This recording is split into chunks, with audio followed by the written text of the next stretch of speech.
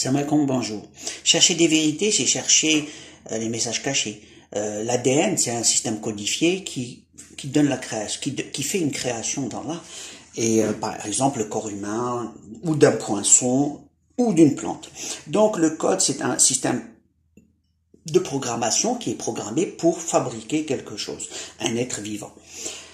La question est, c'est quoi aussi les messages? Donc, parce que s'il y a de l'ADN qui est un code, donc il y a un message qui dit de fabriquer un tel de cette façon.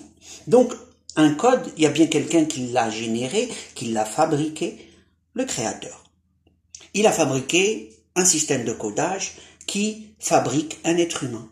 L'ADN, c'est un système de codage fait de matière, de terre, on va dire. Donc, la problématique, c'est que toute la création est codifiée, quantifiée. Maintenant, est-ce que nous, on a une représentation qui nous dit chercher les vérités, chercher ces messages cachés de la création? Allah, il dit qu'il a créé avec la vérité, el haq. Maintenant, quel message qu'on retrouve dans tout le temps? Et les messages que je côtoie au niveau de toutes mes journées, c'est très souvent.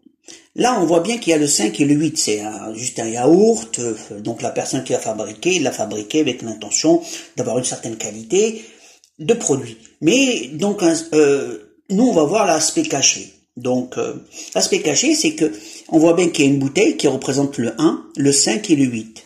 Et en arabe, le 1, le 5, le 8, ça donne le mot ajid, alif, jim, del, par ordre alphabétique. Donc, alif, c'est la bouteille qui représente le 1, le 5, c'est jim, et le 8, c'est del. Donc, on trouve. Bon, on va trouver quoi?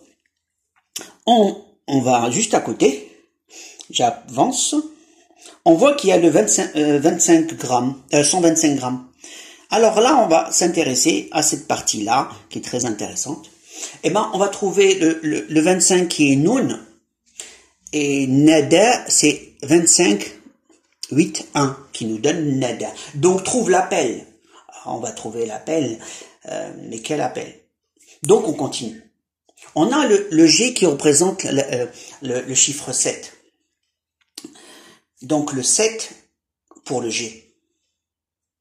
Donc, si on prend le 7 qui est en facteur, on le descend au milieu de cette 225, qui sera au milieu. Donc, on aura le 27. Si on lit le 27, ça nous fait ha. Et il y a le del et le 1, el huda, de la guidance. Donc, trouve l'appel de la guidance. Et là, c'est un pot de yaourt qui nous dit, trouve l'appel de la guidance. Certes, le fabricant l'a fabriqué pour d'autres raisons, pas pour ce message. Donc, on voit bien quelque part dans ce qu'on fabrique, à notre insu, comme pour notre ADN, à notre insu, porte des empreintes du créateur à notre insu. Donc, les messages que nous, dans nos quotidiens, qu'on va utiliser, on les trouve basiques, parce que c'est un choix qu'on a fait, portent des messages à notre insu. Donc, mon quotidien, c'est bien ça. Après, je me pose la question, qu'est-ce que j'en fais? Qu'est-ce que j'en fais? Comment je vais trouver nada? Comment je vais chercher cette information? Et juste, ça me crée un stress parce que j'en veux beaucoup et je suis quelqu'un comme tous les humains pressé d'avoir. Voilà.